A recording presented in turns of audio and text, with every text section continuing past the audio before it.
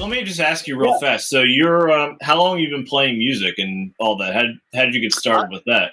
Yeah, I've been playing piano since I was 3 and guitar since I was 5. So one of my first memories ever was me eye level with the piano.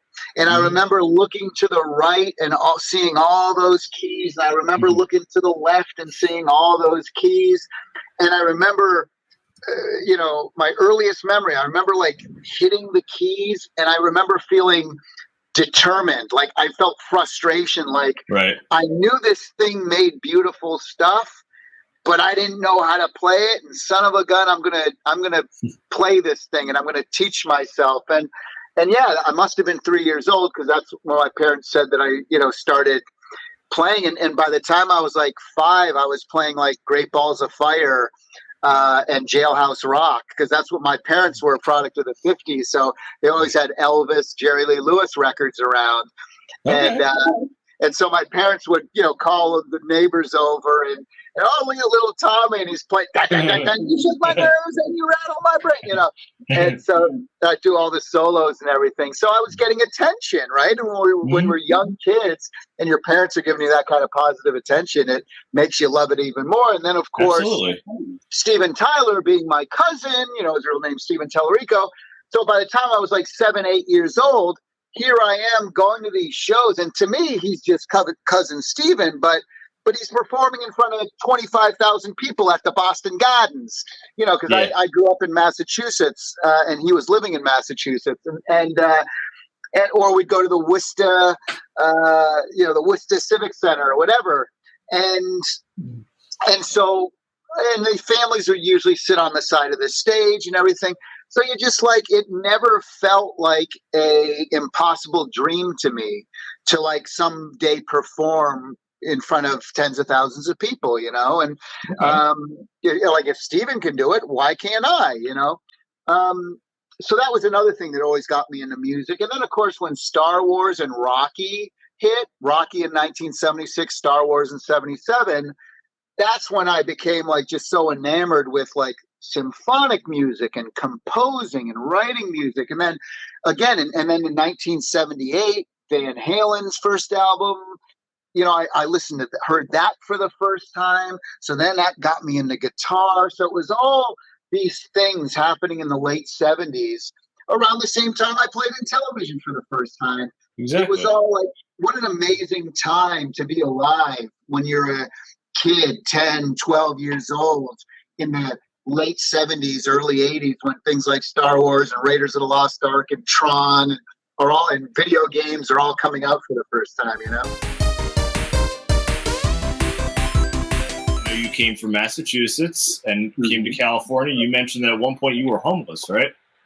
I sure was. Yeah. I mean, when I left my parents crying on the doorstep when I turned 21, and I'm the oldest in an Italian family. That's that's a big deal. I had a younger sister and a younger brother. So when the oldest boy leaves the house, it's always a deal. And I didn't have any money. I didn't have a place to stay. I didn't know any friends out here, nothing. So I just got my little 2-seater car and with 3 T-shirts, a pair of jeans, and all my keyboard equipment stacked up, and my teddy bear. And I literally drove. It's a true story. And I drove all the way across the United States. It took me about 2 weeks. And when I got to California, the only thing I really knew was Hollywood and Disneyland, right? So I go to Hollywood first. And again, this is, late 80s, early 90s. So Hollywood was kind of run down. It was kind of a little seedy and stuff. It's not like that as much anymore, but back then it kind of was. And so, I show up there and I'm like, oh my God, this isn't what I expected California to look like, And the only other thing I knew was Disneyland. So I literally stopped a homeless man on the street and I said, where's Mickey Mouse live? And he pointed me down to Orange County. So now I'm driving into Orange County. It's 20 minutes south of LA and Hollywood. And so you go to when you walk, when you start to drive in there, you see the palm trees, the pretty girls, the fancy cars, the beaches. You're like, oh, okay, this is what I envision California to be like. And I'm still close enough to Hollywood. Again, I knew I wanted to do something in entertainment, something in music, something in video games. And I just figured, well, LA is the place to do it, right? Doesn't everybody get discovered in LA and Hollywood? And so you got to Hollywood, penniless, homeless, essentially. and I picked up a newspaper. The first day I was there a couple hours at this point, and I saw a job for selling keyboards at a Guitar Center.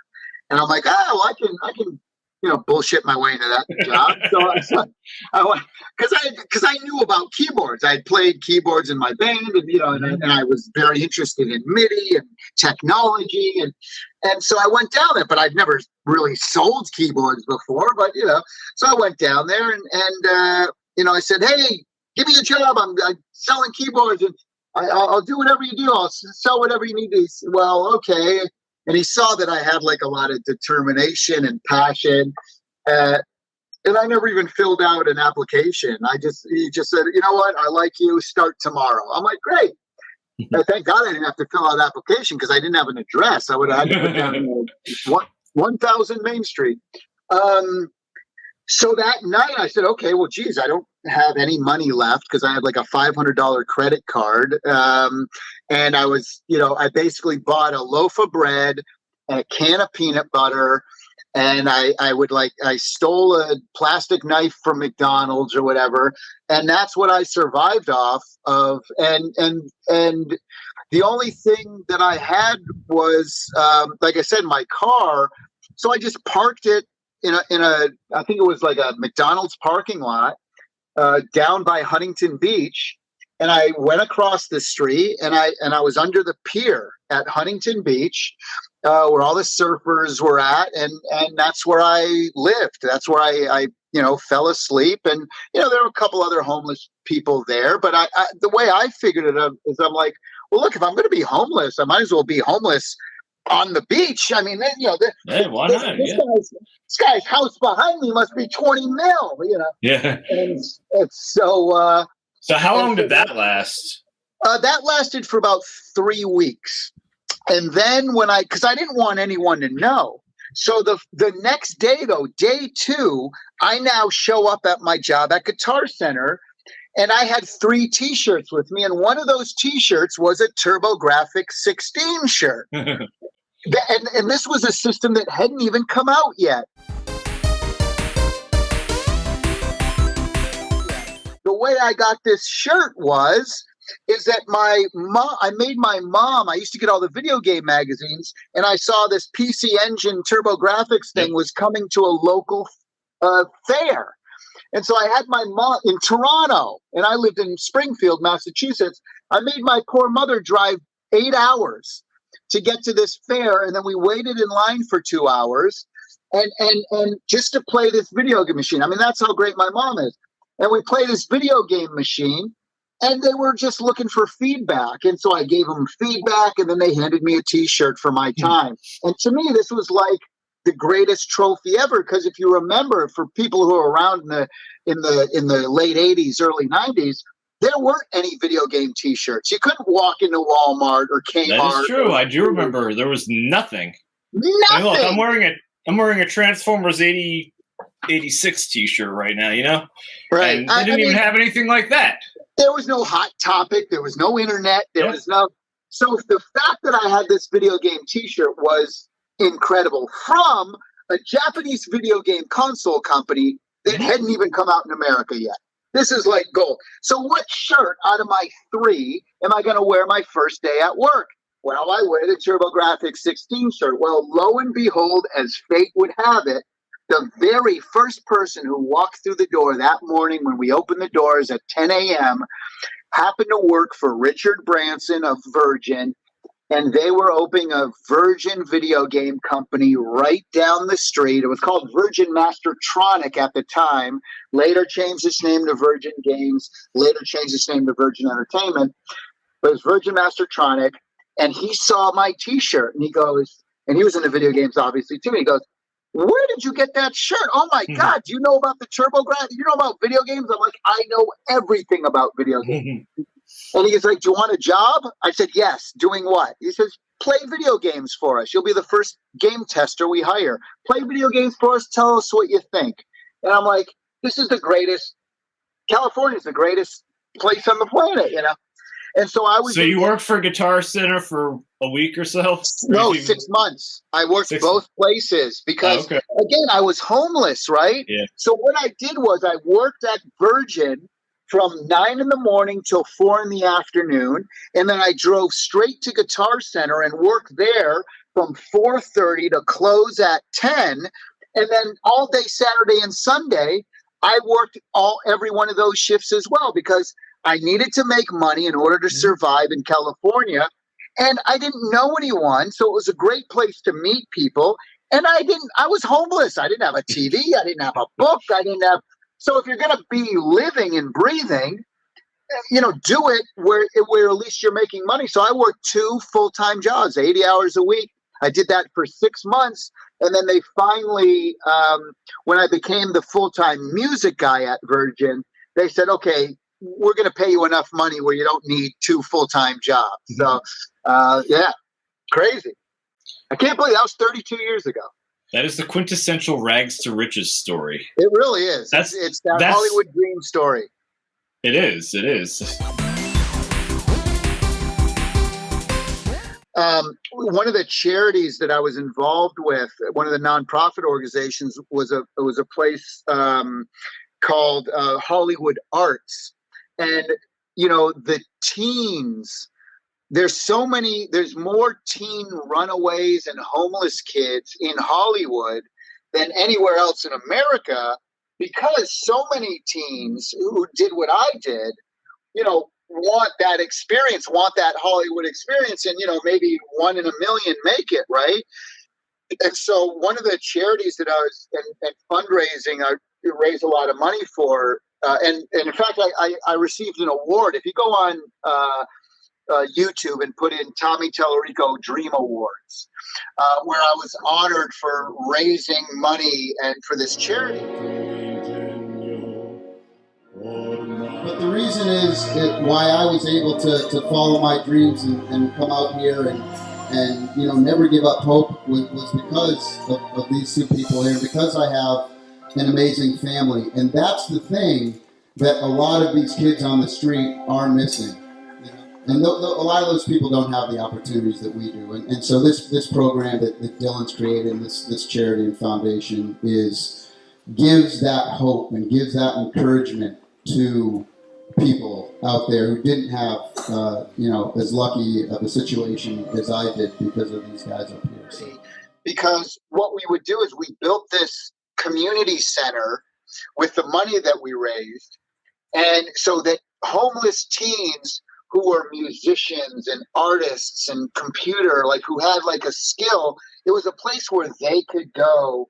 And they had all this equipment there, musical equipment or art equipment or whatever. And I was involved with that with Steve Vai, the famous guitar player. Steve's a great friend of mine. And so, we were involved in this Hollywood Arts thing. But it's important to for somebody like me who can talk to those kids and say, hey, I was scared and cold and hungry and homeless, and I would cry myself to sleep every single night because I missed my parents and everything I knew. I was Italian family, very tight, close-knit family. I left everything I had to come out here for my dream, and so I know exactly what they were going through. And a lot of those kids didn't have or don't have great families and great situations like I did. So just kind of talking to those kids to say, hey, look, you're the one who's in control of your own destiny. You're the one. Don't wait around for stuff to happen to you. Don't feel you got, yes, you might have got dealt a bad hand, but don't harp on it. Don't, you're in control of your own destiny. Don't let the past drag you down now. You can control your future, and it's amazing. It's a really great, a great, there's so much talented youth out there, way talented than I ever was. And to see them, not realizing their dream is sad. So helping those kids, and there's been some amazing stories that have come out of it. So what happened with, when did you start the Video Games Live? Yeah, Video Games Live, I started in 2002. And, I was kind of waiting for other people to do it. I'm like, man, there should be a video game music show. And then I just ended up getting tired of waiting. And so I just did it. And it was something that I created with another amazing video game composer, Jack Wall. He does a lot of the Call of Duty stuff. He was the guy behind Myst 3 and Myst 4. Really amazing composer, great guy, talented guy. And so we kind of, came up with this thing. And then, we got one of the greatest music agents in the world, Mark Geiger. And, I don't like taking no for an answer, so I remember sitting at William Morris agency. That's the talent agency, our agents. And I said, they're like, okay, well, we have to do this show and we're going to, we'll start small and we'll work our way up. I'm like, no way. I want the first show to be at the Hollywood Bowl with the LA Philharmonic. And he's like, Tommy, hold on. And again, this is the biggest music agent. He booked, he's like Prince and Van Halen and Britney Spears and Lady Gaga. And I mean, these are the Eagles, these are the types of, folks they deal with. And he goes, Nine Inch Nails. This is the guy who created Coachella and Lollapalooza with Perry. This is the guy, so biggest of the big. And again, very dear friend of mine for 20 years now. And he says, Tommy, what you do is you start small, you tour around for a couple years, maybe you win a couple of Grammy Awards. Then maybe you get invited to the Hollywood Bowl, And I'm like, no, Hollywood Bowl, right? It's got to be big. We got to do it big. And he's like laughing at me. He's like, you're not going to take no for an answer, are you? I'm like, nope. No. If it's impossible, then that's what I want to do. That's the challenge. And so, everybody thought I was nuts. And lo and behold, the very first show we did was at the with the LA Phil at the Hollywood Bowl, the tens of thousands of people, and Hideo Kojima, the creator of Metal Gear, was a buddy of mine. He flew over from Japan. Yuji Naka, another friend of mine, the creator of Sonic the Hedgehog. Yep. He flew over from Japan. We had the whole Halo team there. Do they speak English? Not really. Not so much. They understand it, but they won't speak it because they feel like they don't want to feel, like embarrassed if they don't, because they're perfectionists and they're great creative people. That being said, I was able to get Hideo Kojima to give us a greeting in English that still opens our Video Games Live shows to this day, where he introduces Metal Gear Solid. Hello, my name is Hideo Kojima. I love Video Games Live, and thank you for listening to Metal Gear Solid, or whatever it was. Yeah. But so they speak it and they understand. Same with Miyamoto.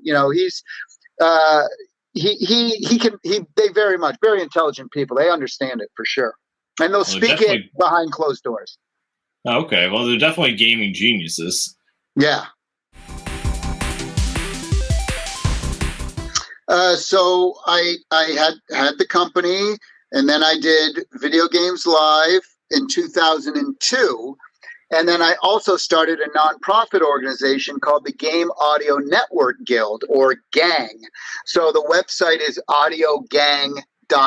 And I started you mentioned that before, yeah.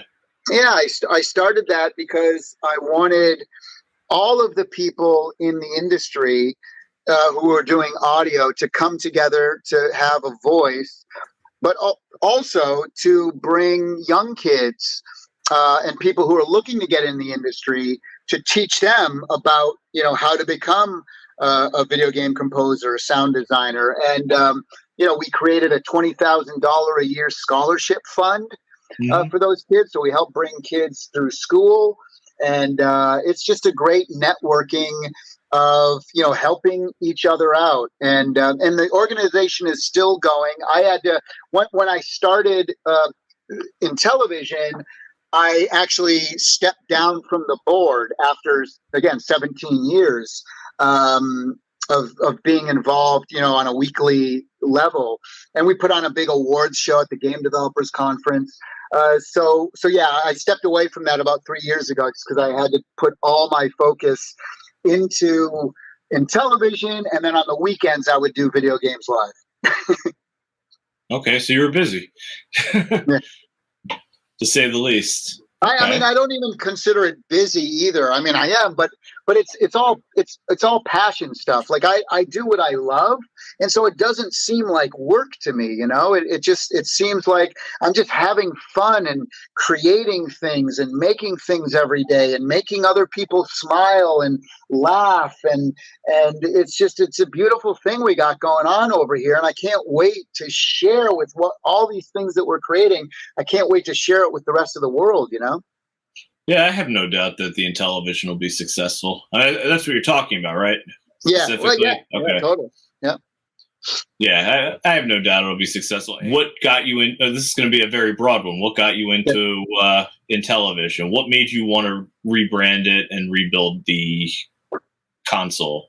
Yeah, well, I was good friends with Keith Robinson, who had been running Intellivision. It was called Intellivision Productions. He'd been running it for, close to 20 years, and over 20 years, actually. Or about 20 years, yeah. And he knew my love and passion for Intellivision. It was my machine growing up. It's when I think of Intellivision, I get goosebumps and I get tears in my eyes because I think of all those times I played with my mom and dad and my younger brother, and my friends would come over. And so, so I was talking to Keith, and Keith was trying to get me into the company. He says, gosh, Tommy, you know everybody in the industry. You're so successful with everything you do. Would you be interested in maybe, doing something with Intellivision? I said, are you kidding me? It'd be an honor. I said, look, I think the play would be, though, is that we create a brand new machine, because, I see this huge gaping hole in the industry where, like, mobile devices, like all the hyper casual stuff that like my mom or non-gamers would play, that's all on mobile, and people are playing by themselves. And things like the Xbox and PlayStation are so difficult for non-gamers to get into because the controls and the complexity and these massive 10-hour experiences and the storylines and the cinematics and all this stuff, and then the violence, and then even like the Switch, which is, more the family console than all the rest. Even with the Switch, again, like my mom bought a Wii, right? Because it was easy, but she didn't buy a Switch, right? And a Switch isn't, for everyone. It's a great system. They sold 80 million copies. They sold more than the Xbox those last rounds. So, it's amazing. But there's this gaping hole still. There's a reason why there's only 80 million Switches sold, yet 3.1 billion people that play mobile games every day, right? So that's a big gap. That means that less than 3% of all the people that play video games, less than 3% are playing on the Nintendo Switch. And again, I'm not putting down the Switch in any way. I love it. It's great. Nintendo's one of my favorite companies.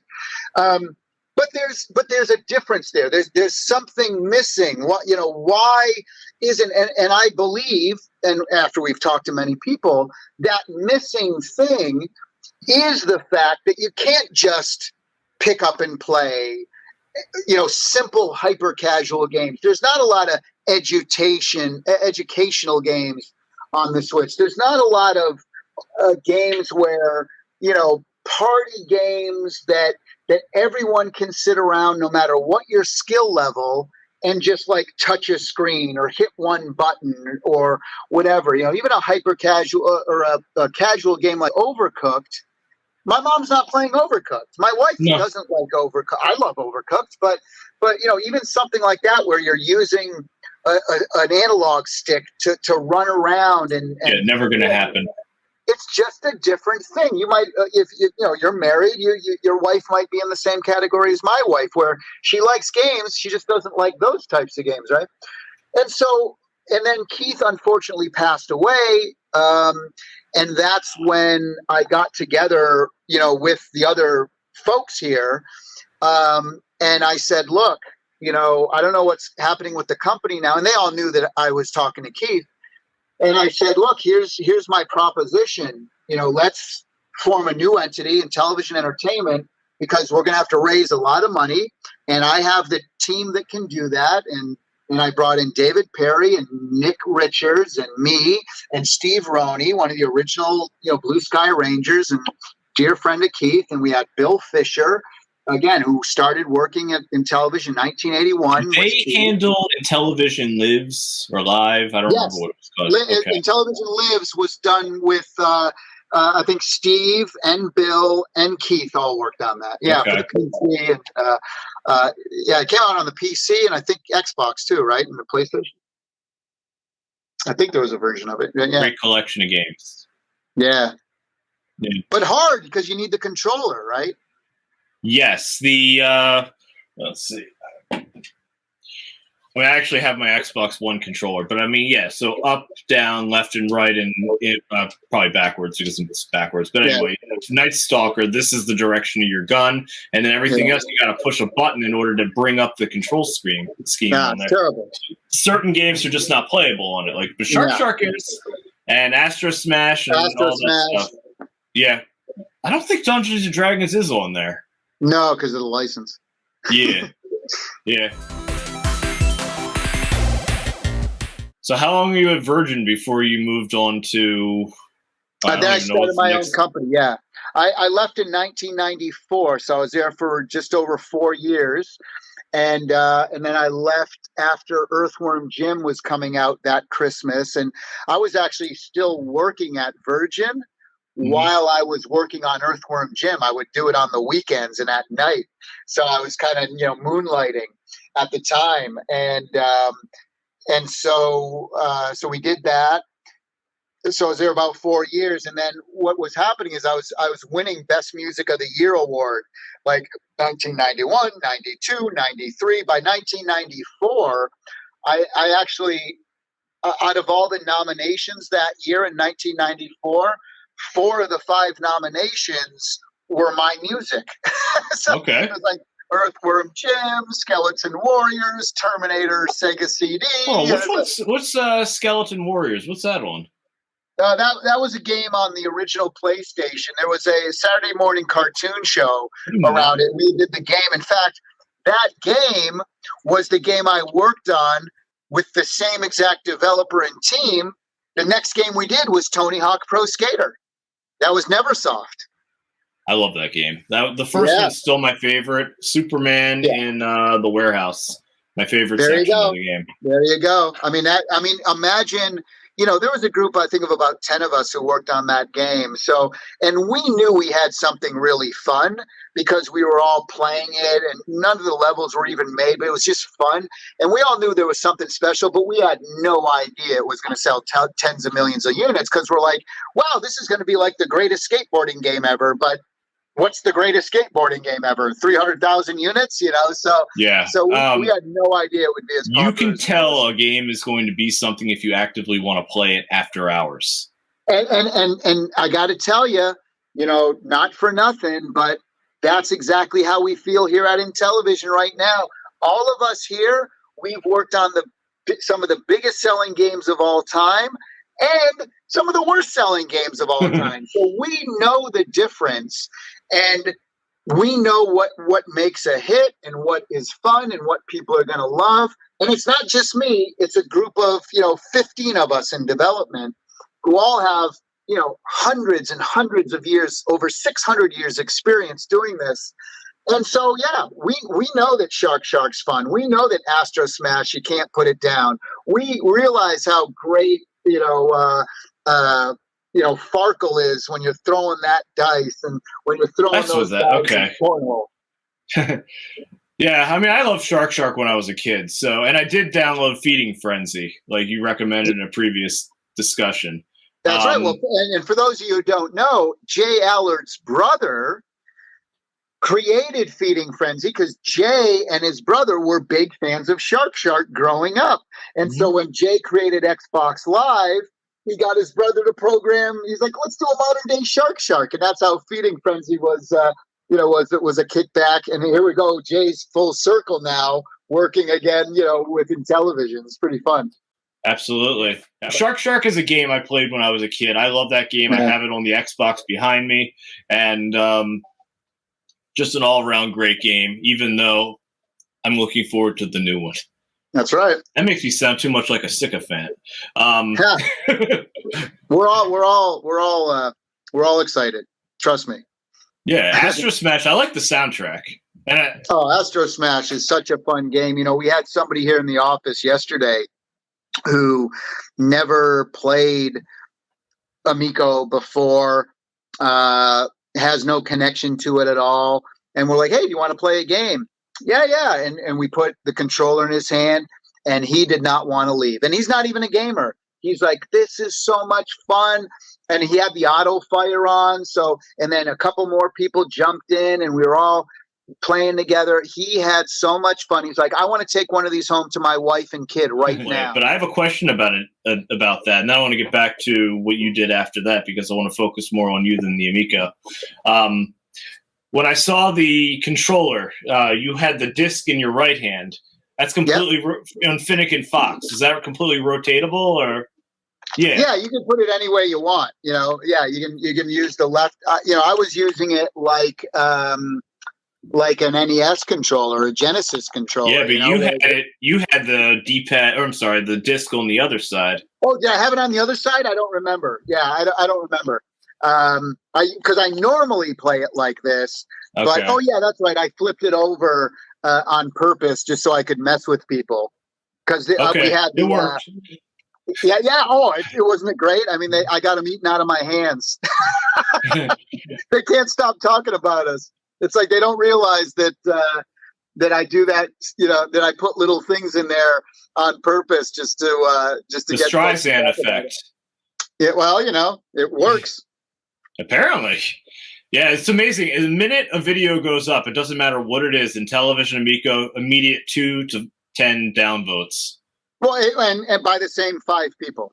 Yeah, I'm sure, and their fake accounts. It's their business. I don't want to get into that. So anyway, So after you created your own company, what was it called? Tommy Tallarico Studios. Still around. Very original. Yeah, well, what am I going to name it? David Perry Studios? No. Yeah. What was was the focus on that music or was that games in general? No, it was music, audio. Yeah, anything audio related. We were doing, voiceovers, sound design, music. Implementation, conversions, audio conversions, anything audio wise. Okay. And I remember seeing you on G4, which apparently is making a comeback. Was that around the same time? Well, G4, that was around the same time I left Virgin. And so me and Vic and I met in 1994 at the first E3, 94, 95. And we started the TV show that same year. And so I started my own company and then was doing the TV show as well. And we were doing 104 episodes a year, 30-minute episodes. And what I would do is I'd fly up to Vancouver once a month for a week. And I did that for 12 years. And so when I would go up there for the week, we'd shoot like 4 or 5 episodes at a time. Okay. Yeah. Icons. That was a good show on there too. I loved Icons. I was featured on Icons talking about. I think you were Nobuo Uematsu or something. Yeah, I think I was talking about Final Fantasy music or something. Yeah, but I want to keep you. I appreciate you taking time with me.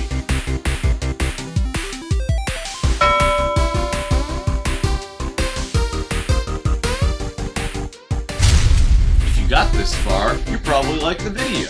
Well, how about checking out some of these other ones? Maybe If you like them too, please subscribe. Have a good one.